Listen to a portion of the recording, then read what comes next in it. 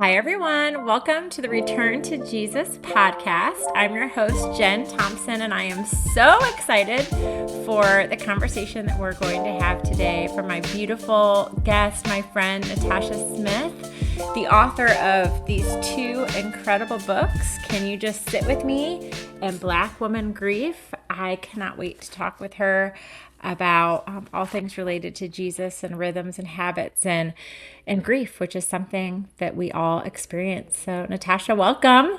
Yay, I'm so excited to be sitting with you, Jen. Oh, thanks. It's going to be so good.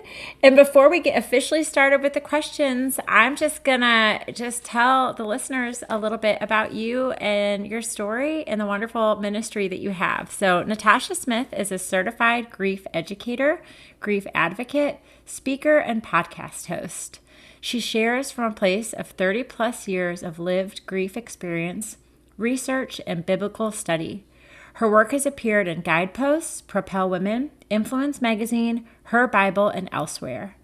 She and her husband Clinton have 4 children and live outside of Raleigh, North Carolina. Her book, Can You Just Sit With Me? Healthy Grieving for the Losses of Life, and Black Woman Grief, A Guide to Hope and Wholeness, are available wherever books are sold. Connect with her at imnatashasmith.com. So again, welcome, Natasha. Yay! Thanks, Jen. Yay! You're welcome. So we're just going to hop right into some of the questions. And for those of you that are listening for the first time, the first half of the podcast, the questions are spiritual in nature, just learning about rhythms and habits that work for Natasha in this season of life, because the rhythms and habits we incorporate in our lives to meet with the Lord are different depending on the seasons we're in. And so I'm just always really encouraged to hear what works for people. And then the second half of the questions are going to be specifically related to Natasha's area of expertise and her beautiful books and writings, and just talking about grief and grace also, because this season is focused on grace. So, Natasha, when you hear the words return to Jesus, what does that mean to you, and what does this return look like in your life? Look, first, I want to say, oh my gosh, Return to Jesus, your book is amazing. Thank you. Yes, Natasha read it. She's one of the endorsers for the book. So thank you for saying that, because it is scary, isn't it? Putting the words out there, like, you just Yeah. don't know how they're going to be received. hmm So thank you for giving me that gift of saying that, because Yes. you're one of the few people that's actually read it.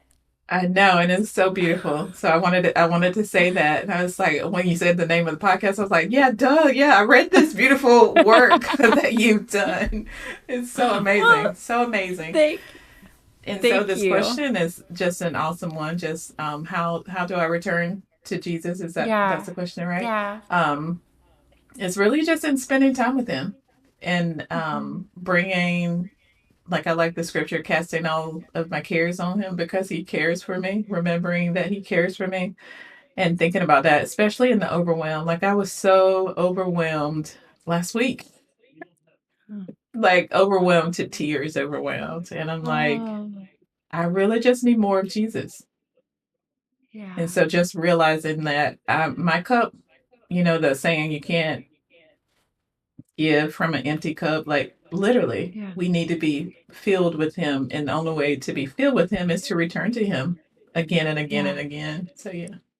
Yeah, absolutely. Well, and like you said, that overwhelm, I mean, that is real. We were talking very briefly about that before we started recording, but yeah, you cannot operate without the Lord. So I love that you said that, because we have very similar backgrounds with. Well, actually, would you tell a little bit about yourself? Tell about your family. That would be a good thing to say too. I'm sorry we didn't say that before. Oh, So yeah, yeah. yeah. Well, you kind of mentioned it in the bio. So my wife, mom of 4, and ages ranging from 8 to 18. And so, like, right now, like, me and my husband were chatting. It's like, this is the one time probably ever that we'll have someone in elementary, middle, high school, and college all at the same Oh time. my goodness, that there in and of itself says enough. I mean, not even mention the fact that you're writing a book and doing your ministry and all the other things that you're doing, but the fact that you have 4 kids in 4 different schools. Yeah. Oh my goodness. Yeah. That's a lot. So yeah, the return to Jesus is a necessary, very necessary thing. Awesome. Well, thank you. Another question for you. What are some spiritual practices and habits you have incorporated into your life that work for you in the season you find yourself in? And also, are there any practices or habits you've had to let go in this season? Yeah. Prayer is one of the big ones. And then reading the Bible. And when I say read the Bible in this season, I mean listen to the Bible. And I'm glad we have this little caveat in the Bible where it says, be hearers of the word, not just hearers, but doers, obviously, but also, what's the verse that, like, our faith is built up by hearing the word of God. And so that encourages me because I don't always read it, like have the physical and read it. Like I've been listening to it. And it's been such a daily rhythm of mine, which I love. Oh, and it's been such a rhythm that my youngest daughter, who's 9 now. I think I said 8 earlier, but she's 9. That's right. I never know how old my kids are. In fact, I was doing a podcast interview the other week and I realized, I was like, oh, wait, Amelia wasn't yet 17, but I said she was going to, but then I was like, oh, she's going to be 17 soon enough. Right. It's like, this is the season when they're all like turning another year. I'm like, okay, get it together, mama. But yeah, but it's easier when they're like, mine are all 2 years apart, but then there's a time when they don't all line up, but it's so much easier when it's like 10, 12, 14, exactly. 16. We need them to stick with that. It's so funny. Oh. But yes, the listening to the word has become such a rhythm that she picked up on it. So in the mornings I come downstairs to make their lunches, the younger 2, and she already had like her Bible app playing because I've been doing Psalm 23, like starting off with that, and so she had it playing on Psalm 23, and I was like, "Are you serious? This is amazing!" Oh, that's so great! Right? So. Do you know what? I have never thought about that before, but that is such a gift of listening to the Bible, because then when your family's around you, they're hearing it too, so they'll be encouraged to pick up that practice. That is so cool that at such a young age, she's choosing to listen to the Bible herself. That's amazing. Yeah. So that's the 2 big disciplines that I've been kind of doing in this season, like prayer and then listening to the Bible. Like I said, starting with Psalm 23 and let it go for a little bit. And then because it's Lent, the season of Lent, doing the gospel. So I've been in John, just kind of reading through that as well. Disciplines that I had to let go in this season. I'm trying to think. I know my church starts the year with prayer and fasting.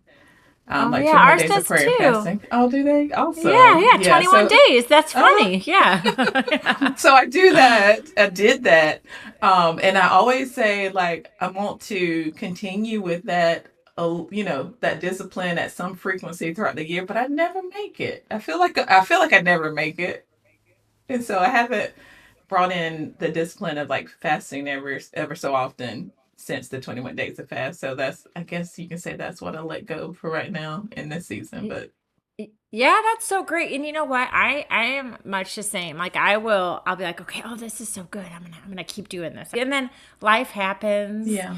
And that's, one of the reasons that I'm passionate about asking this question is because I think, at least for me, I went through a season with my faith where like I'd be like, oh, I'm gonna do this. I'm gonna read the Bible every day, or I'm gonna wake up early every morning, or I'm gonna fast, whatever. And then life would happen and I wouldn't do the things like I had hoped to. But at that time in my life, my response to that was then to be like, oh, I'm not a good enough Christian. And I would heap this guilt on myself and kind of condemnation. And then I realized, I was like, oh, wait, no, that's not what the Lord wants from me. Like, he's not sitting up there mad at me because this isn't happening. And so that's why I ask about letting go too, because I think part of part of our relationship with the Lord is there's a season for things, and then there's a season for letting go. Yeah. And sometimes like we have the intention of something, but it doesn't work in the season that we're in, and that's okay too. So I appreciate that you said like you would hope for it to happen, but it's just not happening right now, and that's okay. That's okay. So good. Yeah, and this it's cool that your church does the 21 days of prayer and fasting too. Mm-hmm. Yeah, it's such a gift. It is. It's such a gift. Yeah. Yeah, and with it being the season of Lent, there are some things that I was like, oh, I'm going to fast from, but it hasn't worked out so well for me either. So. Same. Oh, well, Lord, the grace to cover it all, right? Yes. Yes. Well, thank you for sharing those habits. I love that you listen to the Bible. I seriously am going to start doing that. I think that that's such a great way to get the word throughout the day.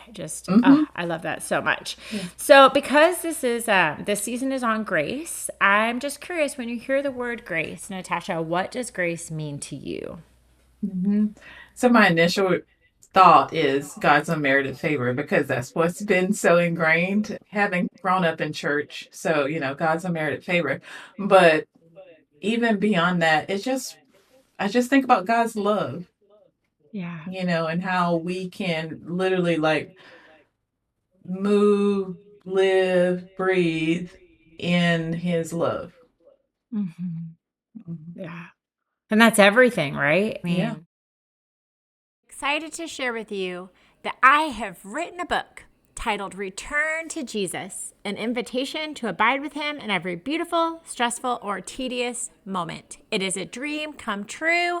And I could not be more thrilled to share with you that this book is available online at stores such as Target, Walmart, Amazon, Christian Books, and more. The book will be available on April 15th, 2025 to purchase in store as well. And I just really appreciate your support. It means the world to me. I could not do this without you. And I'm just so very grateful. So be sure to grab your copy today. Again, it's Return to Jesus, an invitation to abide with him in every beautiful, stressful, or tedious moment. And now I'm so excited because we're going to get into your book. Oh, so, and the cover, Natasha, the cover is gorgeous. I was so beyond like excited and just so happy when I saw the cover, because you never know, like, we don't, well, I don't design it. And so you're like just praying that, it captures all the work and the words that you put into the book. But I was so honored and grateful for how it came out. Yeah, it's stunning. It's stunning. I love it. Yeah, I bet that was a treat when you saw it. And you're just like, yep, that's it. That's it. Yes. It's gorgeous. Well, let's talk about the book with not only the beautiful cover, but also the beautiful message. So your book, Black Woman Grief, it was just released, and we're talking about how beautiful it is. Can you talk about what inspired you to write this book? Yes. And so it's so crazy because it's similar to like my first book as far as the inspiration. So Can You Just Sit With Me was kind of birthed out of 2020, when so much was happening in our world. Whether it was, social injustice, racial violence that was going on, as well as like a really big political year. So it's like a lot going on, right? And so that book was kind of birthed, right? So that book was birthed out of that, like the Can You Just Sit With Me? And so Black Woman Grief really came from like, I believe chapter 7. So it was kind of like a continuation of really diving deeper into like, I have experienced a lot of losses that other people may experience as well. Like I lost my dad, I've lost siblings, I've lost babies, and those are kind of universal losses. Like there are people from different races and cultures and ethnic groups that may have experienced those same type of losses. So then I started to think about losses that were specific to me as a Black woman and how I navigated those. And so that's what Black Woman Grief how the book kind of came about, just trying to make space Yeah. for the Black woman experiences. Yeah, it's so Yeah. beautiful. So, what are some key takeaways then from the book? What are some things that you want the reader to take away? Yeah. So it's kind of because the book is broken into three parts. So personal story, relevant research, as well as biblical insight. And so really what I want the readers to take away from it is that they are seen and Mm, they're not alone, and that God is for them, not against them, which is still a universal, message for the believers, right? But just yeah. in making space for hope and healing and wholeness for Black women, this is what that the book offers. And so again, the primary reader, of course, is Black women, but it's also an invitation for others, especially ministry leaders, Yeah. um, therapists, counselors, anyone who walks alongside a Black woman in supporting or serving. I really believe this book can be a good resource for them as well. Yeah, well, I know I was very eager to read it. Even as a white woman, I was very eager to read it because I feel like we can it's important to learn about Mm, other cultures, other experiences that people have, and I think it's really important to learn to empathize, to come yeah, alongside for all of us, yeah, And so I know that I really, really enjoyed reading the book, and I'm just yeah. grateful because we don't know, we haven't walked in somebody else's shoes. We don't know. And I think there's just so much power in educating ourselves Mhm. and learning. And Yeah, so I think it's just such a beautiful book. And like you said, you have been through so much grief. You have been through, and like you said, it's universal grief, but just you personally have experienced a lot yeah, of loss. And, I have your first book here too. Can you just sit with me? I just think, just even that invitation, just to ask somebody, just to sit with me, because so often when people are grieving, I feel like we don't know what to do and mhm, we don't know how to come alongside them. So sometimes I think people are afraid, and then yeah, they don't want to enter into that space. They don't want to say the wrong thing or do the wrong thing or act the wrong way. And so it becomes more, you're like, I feel like people become, maybe myself included, more worried about self-preservation mm, and that's good. then figuring out how to enter into that space. So like, you give people really tangible ways to enter into these spaces and to acknowledge it. And I just want to thank you for that. Yeah. Thanks so much, 'Cause Jen. you're welcome. What would you like to say to someone who's currently in a season of grief then? Oh, Mhm. Always, always, that every loss is worthy of the space and grace to grieve, and that you're not alone in your grief, that grieving is not an indication of lack of faith or weakness, but it's really an indication that we're human, yes. and that God made us and created us in his image, and we just have a complex array of emotions, and it's normal to feel grief and it's natural. So to know, because I needed to know that, and so I know others, because sometimes I would think like, am I crazy? No, you're not crazy, you're grieving. And Yeah, so yeah. just that reassurance, like, it's hard, it's a hard process, but don't do grief alone. And there is hope in it, hope in Jesus, hope, Yes. as we sit with him, as we sit and share with others, because there's hope and healing and community. And so just knowing that they're not alone, that they're seen and they're heard, especially by our Savior, who knows and understands and sees them. Yeah, yeah. So would you say to somebody that's like currently in a season of grief, because one of the things I thought about when you were talking is there might be a tendency to isolate, Yeah. possibly, like just because you're you're feeling all these things, and so it's just, I feel like when I think of times when I've been in extreme grief, like it's hard to do the things, and so I tend to maybe isolate more. What would you say to somebody who's possibly in a season of grief that is isolating? Like, is what would you say? Yeah, that is so hard, but it's so normal to isolate. Yeah. And I've shared a little bit about that because just some of the reasons why we isolate, because we don't know who's safe. We don't know, like, if we tell someone like this is really hurting me or something else, it may be met with, well, it's not that bad, or the at least, or all the platitudes, right? Or even some of the Yes. spiritual bypassing to say, just pray about it. But I'm hurting. Like, can you give me some more something Yeah. else, something tangible to hold on to? And so, um, in those times, I feel like, it's really, it can, for the believer, it can really be a time where we feel isolated from others because we just don't know how to navigate like who's safe right now. So we could Yeah. reach out to, of course, if we can find a trusted friend, or a counselor, or therapist. Um, but if we can really, the scripture, be still and know that he is Yes. God, and that he's going to bring comfort to us, and he's going to bring peace to us during this time.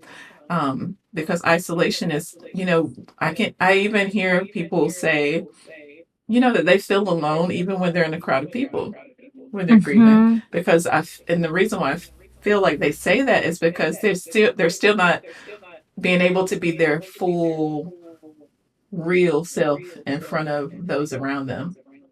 Yeah.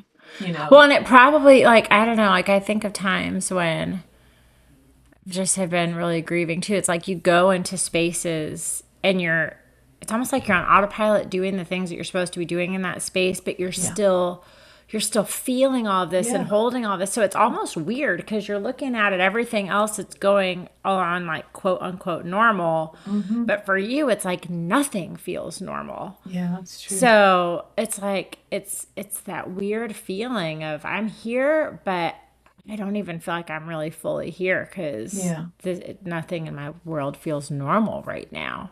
yeah, No.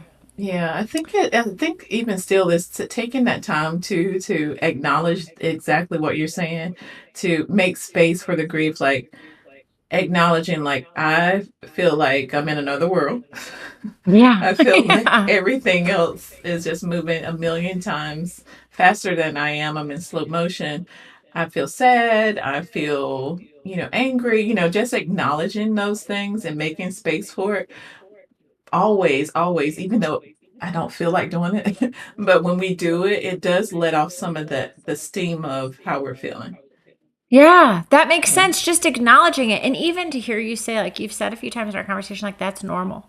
Like I Yeah. think Yeah. even just the normalizing, because I know as Christians, I'm sure I've done this before. I know these things have been said to me, that the spiritual Hmm. bypassing, like Yeah. you're Yeah. talking about, like, well, just give it to God, or just pray about it. And it's like, Yeah. well, yeah, no, I am, but I still feel like I'm still in Yeah. this space. Like Yeah. I can trust in the Lord. I can see His goodness. I can acknowledge the gifts in my life, and I can still feel so much pain inside. Yes. And so I think just hearing you say, like, it's normal, like that's normal. Like I think that there is so much comfort in knowing it's normal sometimes just to Yeah. be sad. Yeah. And Yep. yeah, that I think, oh, thank you so much. Hmm. So Yeah. because this is we're talking about grace, how do you think grace plays into the grieving process? Hmm. Again, I think it is giving ourselves, or allowing ourselves to make space for all of the emotions. Yeah. Um, allowing ourselves to be healed and loved by God as well. So that grace looks like me not thinking that God is against me, like God is like, oh, she's crying again, but instead he's coming alongside me to hold me, to comfort me. to give me peace. Yes. Um, so yeah, so I think it's just the space that we allow ourselves to move in as we're grieving. Yeah. Yeah. Well, and, to think about like Jesus, he wept. Like Yeah. Yeah. Yeah. he Yeah. cried. Jesus wept. And he knew. Like he knew he was going to raise Lazarus from the Yeah. grave, but he was so moved to compassion when he saw his friends crying that he wept with them. So like I love that you said that, like there's no guilt, there's not none of that Mm-mm. attached to being sad. God knows, and he's there and he's sitting with us. And so as many tears as we need to cry for as long as we need to cry. Yeah. Like I'll never forget when I had my miscarriage between Sophia and Amelia. And I was so sad. I was so devastated. And I remember at one point being like, well, I've just been sad for too long. Like, I Mm-hmm. just remember feeling that feeling like these tears have gone on for too long. Like, it's time to get it together. And I don't know why I thought that. I don't know what inside of me made me feel that way, but I wasn't being gracious with myself. Right. I was trying to put a time limit on the grief. And do you think people do that? Do you think, is that something that you see, or? Mhm. Yes, most often. I mean, I've done it time and time again myself. But it comes from culture, right? Yeah. You just as an example, you think of I remember, being in corporate America and only getting a few days when you have a loved one die. So that within itself limits, like, I guess I got to get together now because I have to go back to work. You know what I mean? Yeah. And then, I think of those who aren't even privileged to have that get time off, like they have to just take the time off. But that's just one of the more, rigid examples. But again, just culture, we live in such a fast-paced society. It's almost like, the hurry up and get over it type of thing because there's so many other things to do. And we just kind of adopt that when we're grieving. Even, when, you cry in public, you're like, oh, I'm sorry, Yeah. like you Yeah. Oh, I'm sorry. I'm sorry. That's the reason. I'm sorry. I'm sorry. So many I'm yeah, sorries when a tear so comes out. many. And how many times have you ever looked across from someone, and it's like when somebody cries in front of you, they're offering you a gift. So it's so Yeah. funny that our response is, oh, Yeah. no, no, oh, no, I'm sorry. Like, I Yeah. shouldn't be doing this. Yeah. It's so crazy, but I think again it's like this um unseen pressure to just suck it up and just keep it going and keep it moving. Yeah. Well, even Yeah. when you talk about the number of days you get off, like I remember when I was in, well, it's school, middle school and high school, I had two different friends that lost their Yeah. parents, and they got a week. Like I just remember them getting a week. And that was the first time I'd really paid attention to like okay, you lose a sibling, you get a week, you lose a parent, you get a week, like grandparent, it was like 2 days, and there was like levels of days you get off depending Mm-hmm. on like how close they deem they are. Yeah. I Yeah. thought, isn't that the funniest thing? Because for some people they're raised by their grandparents. Exactly. They get 2 days. Like, Yeah. Right. some Wow. people their aunts and uncles, right? They get a day because it's Mm-hmm. an aunt and uncle. Yes. And it was the first time I remember thinking, oh wait, there's like a measuring stick our culture has for Mm-hmm. grief. But the maximum amount anybody received was 1 week. Yeah. And then you show back up, and it's not very long. Yeah. Like that's not. I mean, you think about like in other cultures where you're wearing black, you're wearing Yes. sackcloths, you're actually physically putting something on yourself for an extended period of time so that people can see I'm in a state of mourning Right. and acknowledge that you are operating from a place of grief. And it's somehow we've moved from that to apologizing if a tear slips out of our eye. Yes. You know, Yes. it's just such a shift. And culturally, I was thinking too, another time when I was really impacted that also made me really, another time I really started thinking about grief and how we grieve as a culture. It was many years ago. I was in my 20s, and a friend of mine had lost his mom. He was Polynesian, and I went to to her funeral, and the women were wailing. They were Oh. actually like laying by right near the grave Mm-hmm. where she was Mm-hmm. buried, and they were like wailing. Mm. And I remember like turning away because it was so intense. Like it was Yeah. such an intense display of grief. But it was so beautiful. I thought that is real. Like Yeah. how many people want the freedom to be able to do that, to just The freedom. lay down. Like they were just in a like is that the right word? Like a prostate, it's like their whole body was just laying on the ground. And I was like, that's real. Yeah. That's real, not like, and I Mm-hmm. shouldn't say that this isn't, because for some people Yeah. that's real Yeah. too. Everybody has Yes. their own Yes. their own Yes. I way of know what you're displaying saying. grief. I Right. shouldn't have said that, but it was just it to me. It was just the most freeing display Mm-hmm. of grief I've ever seen, and it was the first time I realized, I was like, well, culturally, we don't do such a good job Yeah. of grieving.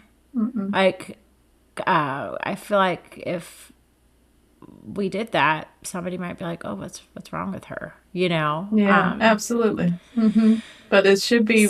Yeah. It should be like I like to say, grieving should be as free and easy as breathing.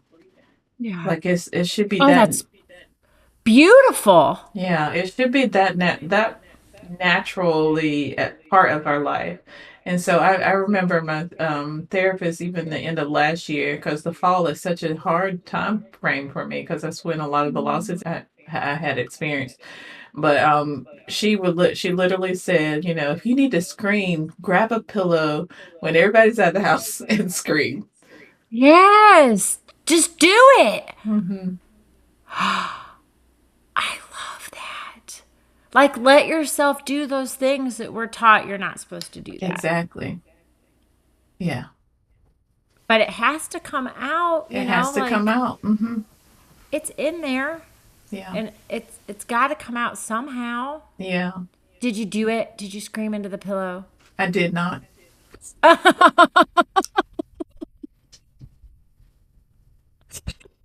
That's all right. There's still time. Still time. It made me. Well, look, this conversation reminded me of that, and I was like, yeah, because one of the things that I like to say is grief needs a place to go. So whether you Yeah. write it out, talk it out, work it out, move it out, whatever. But yeah, but she did say that, and I did not do it. But I feel like I cried enough anyway, or something. But yeah, we have to give That's a ourselves permission to do the things and allow yeah. ourselves to do the things. Well, maybe you just haven't had the need to scream yet, True. But that That's true. you have the tool in the back. You have your Yeah. tool with you in case you need it. So, Natasha, how would you encourage others to be more gracious of themselves in seasons of grief? Yeah. I think just kind of how we had mentioned before, just remembering Jesus as our example.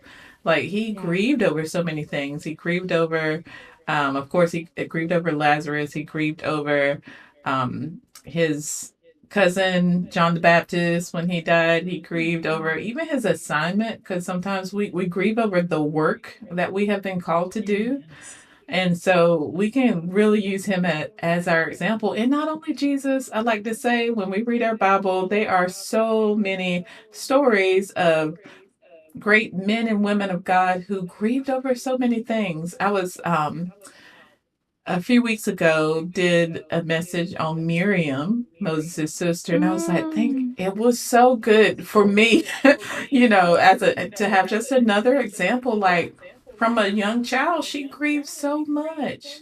And just Mm. to continue to have these examples of people who we see as big in the faith, how they grieved, yeah, we can grieve Yeah. too. It allows us to give ourselves the grace to grieve.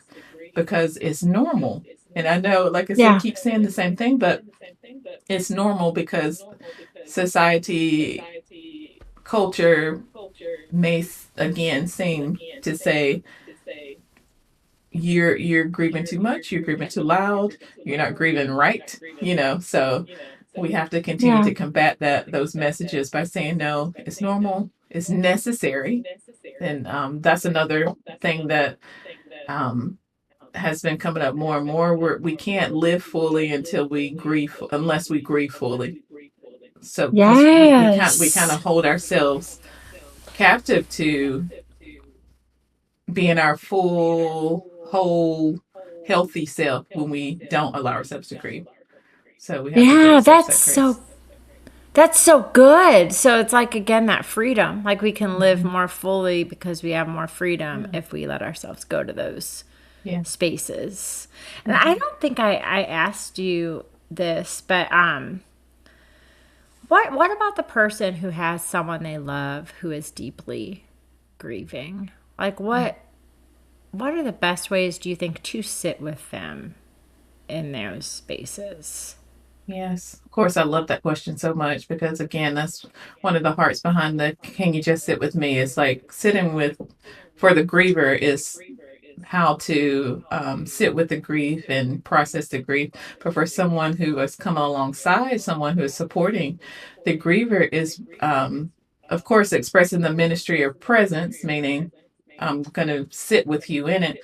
But actionable steps is affirming, Mm. listening, witnessing the pain and grief. Like it's not the time to tell your story of pain, but it's to Yeah. hear the other person, the griever, tell their stories, tell about the array of emotions that they have going on, and to listen and not just listen to be with your head or your mind, but listen with your heart and your spirit to even kind of discern like what they may be needing. Like do they need prayer right now? Do they need just for you to go run to the grocery store for them? Like Mm. just really discerning, having a open heart, hands, feet Yeah. for the griever. So what if so hearing you say that makes me think like I have some friends that are grieving some really large losses right now. Mm. And one of the things that I've noticed is we're a culture of doers. So I think a Yes. tendency of a lot of people, myself is included, is what can I do for you? What can I do for you? And a lot of times it's like I don't know. Like I don't. So when you said like listen with your heart, listen with your spirit, with your feet. So would you encourage someone or not encourage or someone if should you just do for somebody like just make them a meal and drop it off on the porch, just send them a gift card, or should you not necessarily? I don't know. Like I'm just curious because Yeah. it's like you don't want to overstep. It's like you want to respect the space, but at the same time be helpful. So, like, Yeah. what if you feel that nudge? I guess from like, Yeah. what do you think about that?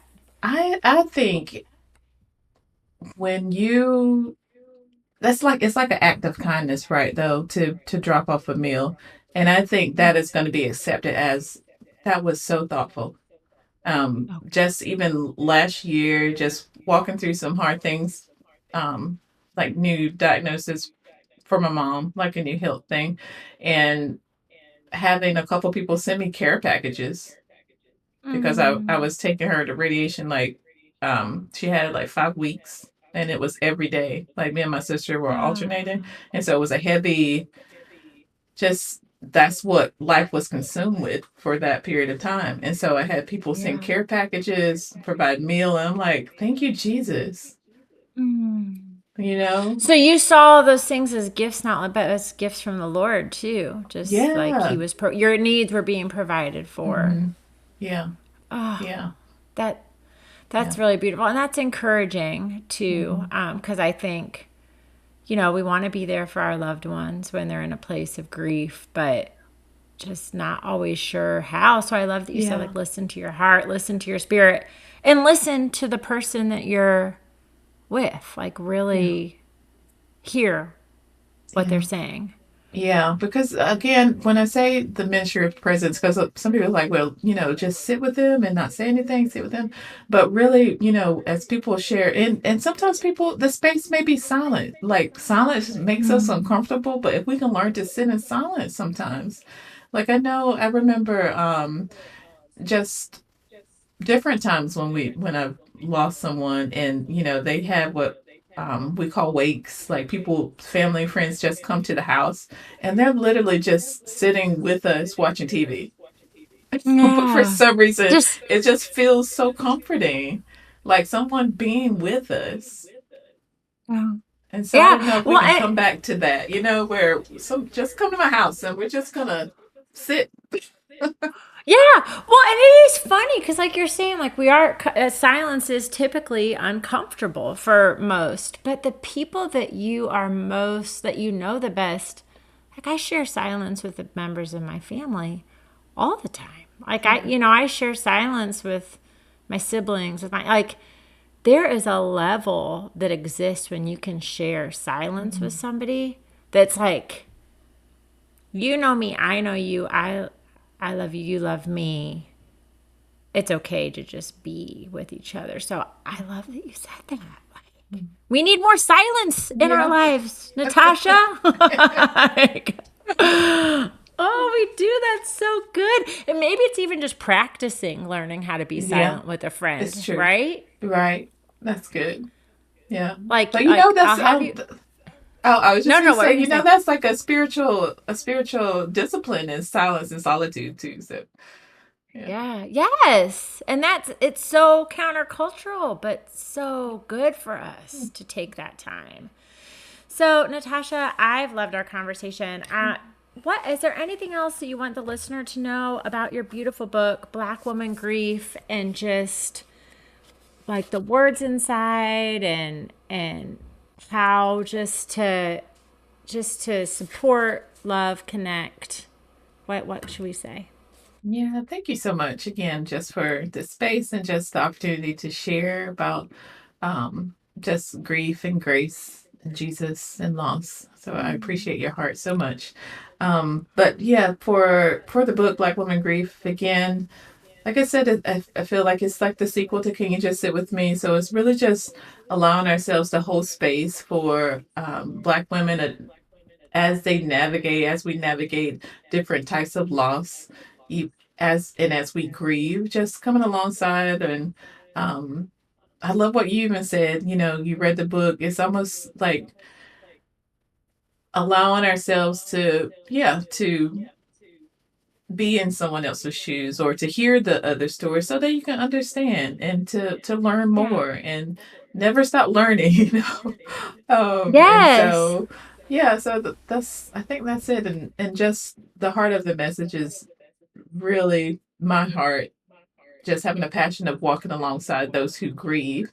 And so having these resources, Can You Just Sit With Me? And then Black Woman Grief as resources to help those who are grieving and supporting the broad population, and then also supporting Black women as they grieve. Oh, I love it so much. And I love your heart and I love your ministry and just your spirit and your words. Every time I get to see you and talk to you, it is truly such a gift, Natasha. So, how can people find you? Where can they find your beautiful books? How can people connect with you? Yes, across social media at I am Natasha Smith, and as well as my website, I am natashasmith.com, and then books wherever books are sold.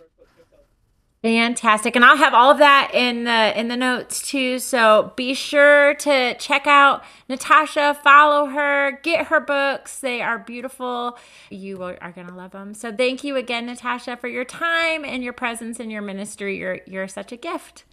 Thank you so much, Jen, and I absolutely say the same about you as well. Oh, thank you, friend. We'll see you later. Bye.